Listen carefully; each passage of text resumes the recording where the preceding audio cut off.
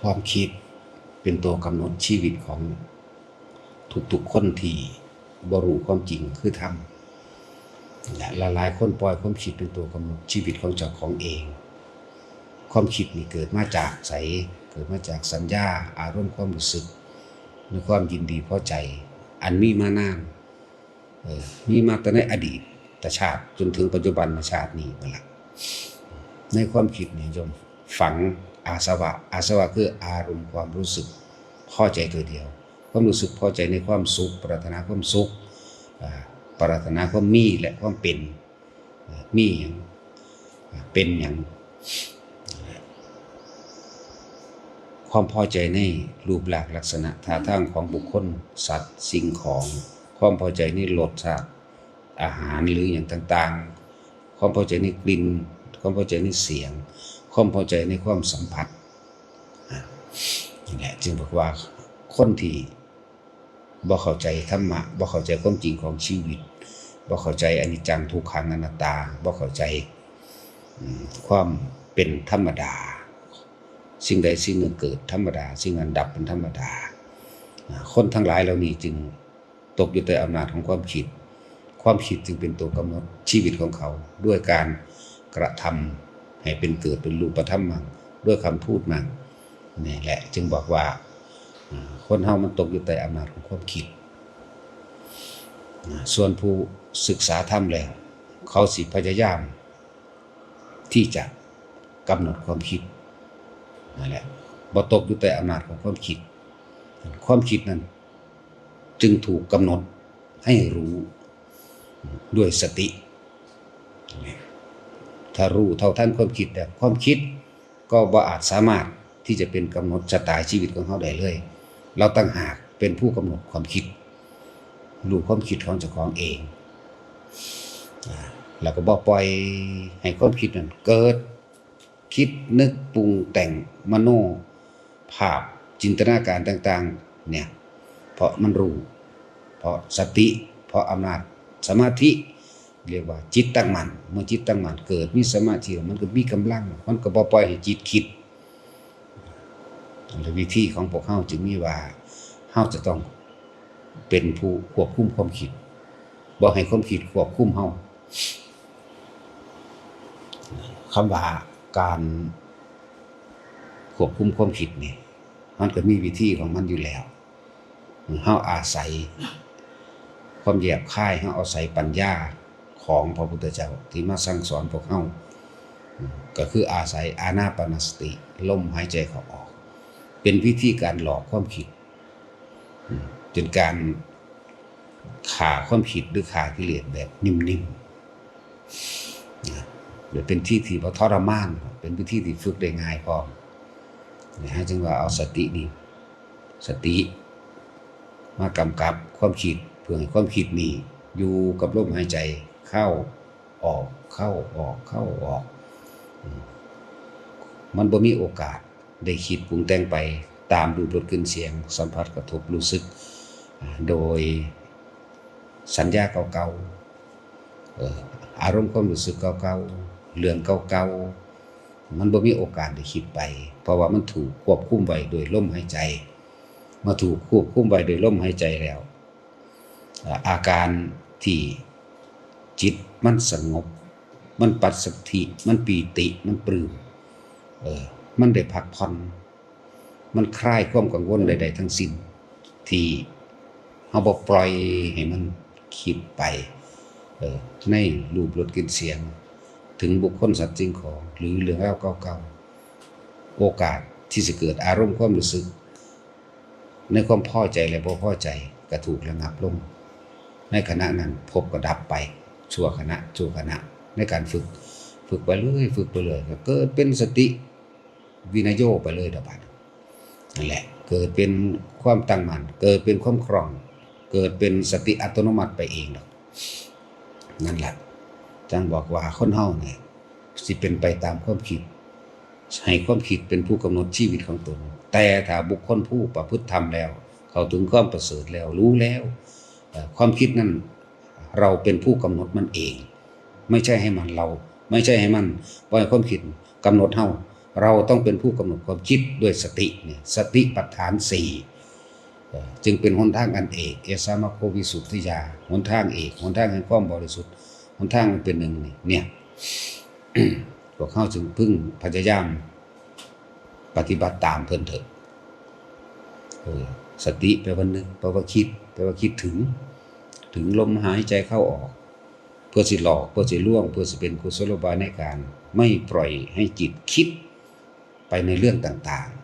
ๆไปถึงสิ่งต่างๆเมื่อรู้ลมหายใจเข้าออกเนี่ยความคิดเท่านี้ประคองอยู่กับลมเข้าลมออกลมเข้าลมออกอาการปิติก็เกิดขึ้นที่เฮาใส่วิธีการกำหนดฐานที่ตั้งแห่งจิตฐานที่ตั้งแห่งความรู้สึกฐานที่ตั้งแห่งความสงบเลยเอาไว้ที่จุดอุณาโลมระหว่างกลางคิ้วหรือหน้าผากให้เกิดความรู้สึกในกายนิ่มๆนุ่มๆเย็นลุ่มลึกไปหนึบหน้าระหว่างกลางหน้าผากมั่งกลางคิ้วมั่งแล้วแต่หรือบางครั้งมันก็ไหลไปบนหัวมั่งนี่แหละเรียกว่ารู้สึกตัวทั่วพร้อมสตินึกสัพพัญญะรู้สึกตัวนึกถึงยังรู้สึกตัวในกายอันเป็นฐานที่ตั้งหินคือเขาเอาไว้ในฐานของมันคือกลางหน้าผากนี่เองทำเพียงเท่านี้เขาสิสามารถที่จะกำหนดความคิดเท่าใดเลยเห็นความคิดรู้ความคิดไม่ไหลไปตามความคิดเพราะเขามีสติแล้วและสัพพัญญะรู้สึกตัวพอเขาเอาตัวกำหนดความรู้สึกตัวไว้ในกายเขาเอาไว้ตรงกลางหน้าผากนี่แหละเรียกว่าสติสัมปชัญญะหรือฐานที่ตั้งแห่งจิตเมื่อทำให้บ่อยเมื่อทำให้มากก็เกิดเป็นจิตตั้งมั่นในความสงบเรียกว่าสมาธิถึงแม้จะเป็นชั่วขณะหรือขณะที่หรือขณะที่สงบก็ช่างในขณะนั้นมั่งแม้จะมีสิ่งที่มากระทบกับทางภพพันบุคคลสัตว์สิ่งของและเรื่องราวต่างๆมากระทบเฮาก็บ่นำเข้ามาคิดมันก็เกิดเป็นสมาธิเต็มภูมิหรืออัปปนาสมาธิเองสมาธิเต็มภูมิแล้วสบายมันตาจะเห็นหยังก็ช่างก็เลี้ยวไปเบิ่งคนผู้นั้นผู้นี้เฮาเลี้ยวเบิ่งบ่ได้คิดเด้นั่นเบิ่งไปซื่อๆพวกนั้นเลี้ยวไปบ่คิดหยังเด้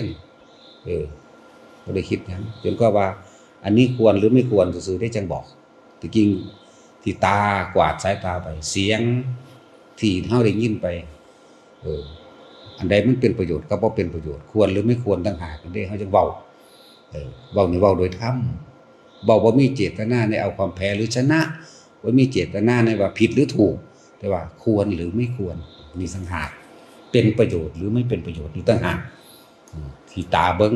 ไปหูฟังไปอันนั้นอันนี้สั่นแหละเรียกว่าสมาธิเต็มภูมิแล้วจิตมันตั้งมั่นนี่แล้วมันก็วันไหวมันบ่วันไหวมันจะไม่หวั่นไหวอารมณ์เกิดบ่ได้เจตนาก็บ่มีนั่นแหละให้ทุกคนฝึกอย่าหนีออกจากฐานที่ตั้งแห่งจิตนั่นแหละอย่าให้ความคิดมาเป็นผู้กำหนดชะตาชีวิตของเราเฮาต้องกำหนดตัวเฮาเองเฮาต้องมีสติคนเฮาสิเป็นไปตามความคิดเห็นบ่เอาความคิดนะมาเป็นเครื่องกำหนดชะตาชีวิตของเจ้าของเองเกิดจากหยังสัญญาที่บอกว่าความยึดมั่นถือมั่นอุปทาน4ทิฏฐุปาทานเอาความเห็นของตนเองเป็นใหญ่มีเป็นไงแสดงออกมาโดยทางกายและวาจาแล้วก็เกิดเป็นรูปธรรมใดโดยกายและวาจาจากหยังสัญญาได้บัดนี้เพราะมีสัญญาจึงมีความคิดเห็นของตัวเองเป็นใหญ่เพราะมีสัญญาจึงมีอย่างศีลพุทโธปาทานสัญญาเป็นมาจากไสจากสิ่งที่ได้ยินได้ฟังได้รู้ได้เห็นได้เคยกระทำจดจำมานี่ศีลพุทโธปาทานกามุปาทานความพอใจในรูปในรสในกลิ่นในเสียงของตนทิฏฐุปาทานความเห็นเกิดกลายเป็นอัตตาเกิดกลายเป็นตัวตนเกิดกลายเป็นความรู้สึกที่พอใจมั่งไม่พอใจมั่งนี่เรียกว่าอัตตะคือตัวตนแท้ๆคือความรู้สึกคือตัวใจเลยก็ได้วาทุปาทานนี่แสดงความเป็นตัวตนออกมาด้วยการกระทำและคำพูดจึงเรียกว่าอัตตวาทุปาทานอุปทานทั้ง4ตัวเดียวกันคือความรู้สึกเดียวกันนั่นแหละถ้าเฮาระงับดับความคิดได้หยุดความคิดได้ กำหนดความคิดได้แล้วความคิดนั้นไม่อาจสามารถทำลายเราได้บ่ทำลายเราเฮาได้อีกเลยจึงบอกให้ทุกคนนะให้เป็นผู้มีสติและสัมปชัญญะบางคนที่ฝึกใหม่อยู่แล้วลมหายใจกับจุดอุณาโลมนิ่มๆนวลๆระหว่างกลางคิ้วอย่าหนีจากนี้คนที่ค่อยๆชินไปเรื่อยชำนาญไปเรื่อยบ่มีลมหายใจหมายถึงว่าบ่ต้องนึกถึงลมหายใจก็ได้แต่ว่าไม่นึกถึงสิ่งใดเลยอุณาโลมก็เกิดเองปิติก็เกิดเองเพราะมันระงับดับความคิดนั้นว่าอาจสามารถทำงานได้เพราะการฝึกเฮาขอให้ทุกคนชำนาญในเบื้องต้นยืนเดินนอนนั่งยืนก็รู้ลมกับอุณาโลมได้เดินก็ได้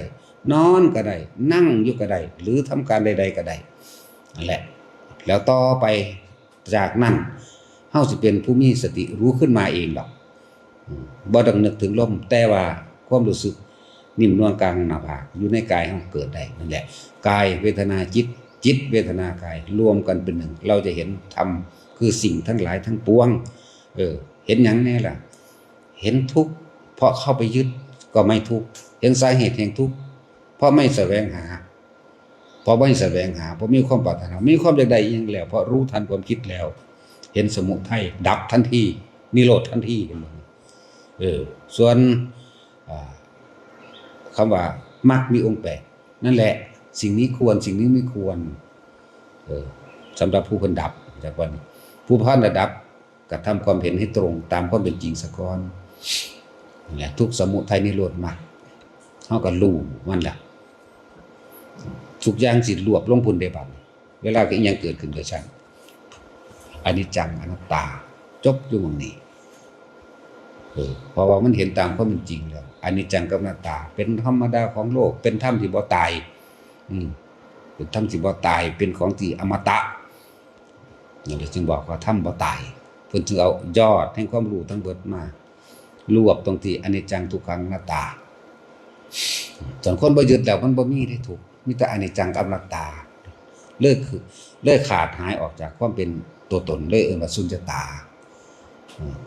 สุญญะมาจากคำว่าสัญญาตามาจากคำว่าอัตตาหมดขาดจากความรู้สึกเก่าๆที่เคยถือยึดมั่นถือมั่นเป็นตัวเป็นตนหมดความอยากจากรูปรสกลิ่นเสียงสัมผัสอารมณ์ความรู้สึกบ่มีดับสุญญตาแล้วก็อยู่เฉพาะมันเองว่างสุญญตาวิโมกข์เลยบัดนี้บ่มีอีหยังเป็นเครื่องเกาะจึงเรียกว่าสุญญตาวิโมกข์บ่มีอีหยังเป็นเครื่องเกาะอีกจิตอยู่โดยลำพังโดยไม่คิดไม่นึกยังแต่ความรู้สึกทางกายเท่านั้นสังว่าทุกคนให้มั่นใจในตนเองเฮ็ดในตนเองนั่นแหละอย่าเอาความคิดออกนอกกายให้เอาความคิดอยู่ในลมมั่งอยู่หน้าลมมั่งเฮ็ดอยู่แค่นี้ฮอดมื้อตายนั่นเฮ็ดจนตายพุ่นล่ะแม่นบ่เฮ็ดก็ตายแม่เนาะจังซั่นแหละว่าทุกคนมั่นใจในตัวนี้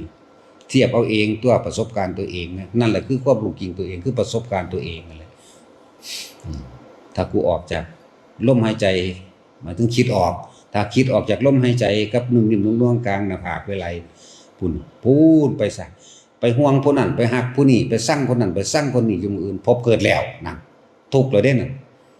แต่ว่าบ่รู้ทุกข์เห็นบ่ล่ะมีแต่เพลินบัดนี้ให้มันฮู้ซะอย่าให้ความคิดมากำหนดชีวิตเฮาต้องกำหนดความคิดเพื่อไม่ให้มีชีวิตต่อไปในภายภพหน้าเข้าใจว่าล่ะพอ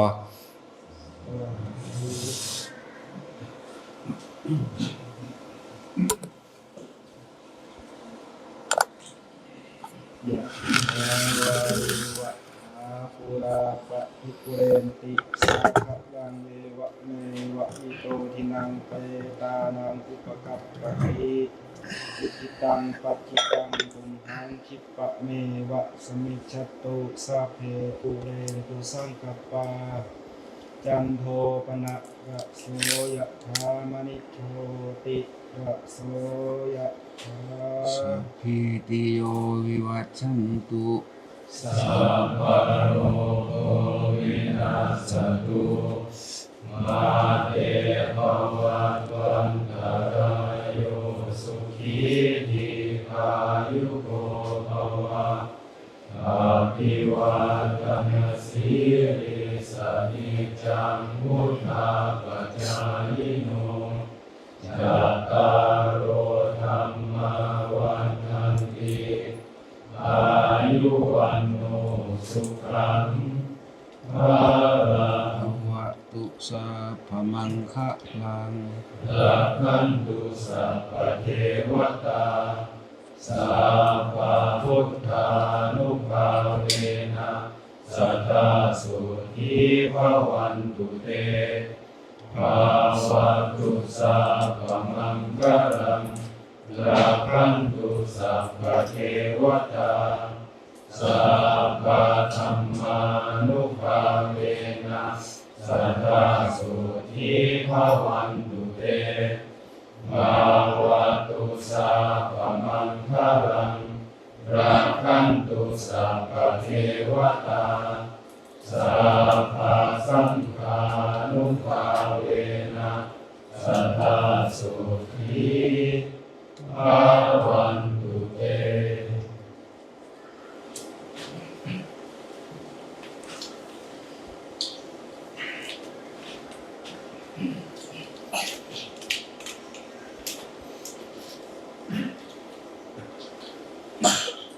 อะระหังสัมมาสัมพุทโธภะคะวะ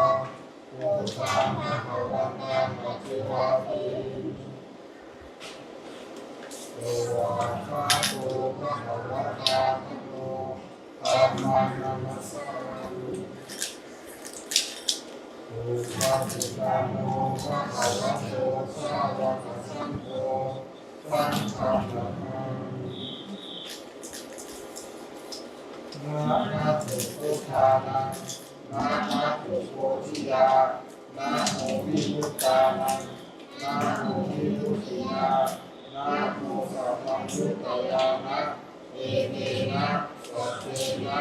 พุทธะอิโตโหตุพุทธัสสังมังคลังโลเกเมตัญจสัมมารุกัสส